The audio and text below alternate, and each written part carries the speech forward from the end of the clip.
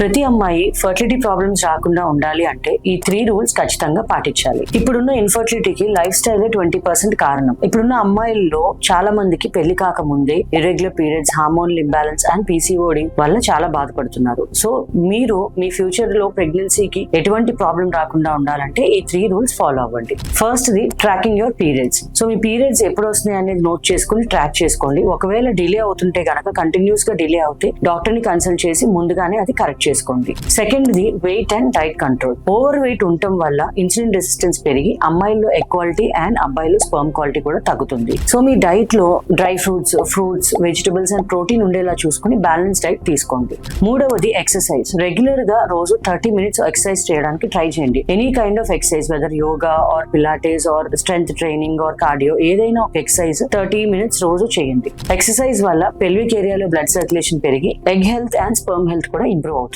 Future లో fertility problems face చేసుకుని ఎక్కువ ట్రీట్మెంట్స్ వాడడం కంటే ఇప్పుడే చిన్న చిన్న చేంజెస్ చేసుకుంటే కన్సీవ్ అవడం ఈజీగా ఉంటుంది. మీకు తెలిసిన ప్రతి అమ్మాయికి ఈ వీడియోని షేర్ చేయండి. Thank you.